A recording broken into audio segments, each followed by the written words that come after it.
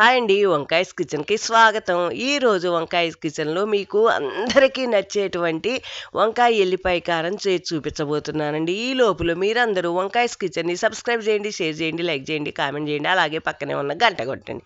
మనం ముందుగా మూకిడి పెట్టుకొని అందులో కొద్దిగా నూనె వేసుకొని శనగపప్పు, మినపప్పు, కొద్ది జీలకర్ర వేయించుకున్న తర్వాత ఎండు మిరపకాయలు, ధనియాలు కొంచెం ఎక్కువగా వేసి వేయించుకోవాలి.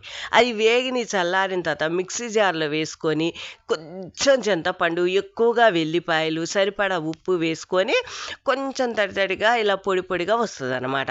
పొడిగా మాత్రం బాగానే అవుతుందండి. ఈ పొడిని మనకు నచ్చినటువంటి అది నల్ల వంకాయల్లోనే బాగుంటుందండి. నల్ల వంకాయల్ని 4 పలకలుగా కోసుకొని ఉప్పు నీళ్ళల్లో వేసుంచుకొని ఈ పొడిని మనం చక్కగా వంకాయల్లోకి మంచిగా తూర్చి పెట్టుకోవాలి. డైరెక్ట్గానేనండి, ముందు మగ్గించి మళ్ళీ తీసే అవసరమే లేదు.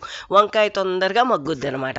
ఇలా అన్నీ పెట్టుకున్న తర్వాత వాటిపై నుంచి నూనె వేసుకొని మూత పెట్టి కొద్దిసేపు ఒక సైడు, ఆ తర్వాత మళ్ళీ వాటిని తిప్పి మళ్ళీ ఇంకొక సైడు కూడా మగ్గించాలి. అలా 10 to 5 minutes కొంచెం మీడియం ఫ్లేమ్లో పెట్టి మనం మగ్గించినట్లయితే వంకాయ బాగా మగ్గుద్ది. లేదంటే మీరు కుక్కర్లోనే ఇలా పెట్టేసుకొని పైనుంచి నూనె వేసి ఒక్క విజిల్ రానిచ్చినా కూడా ఉడుకుతుంది అనమాట.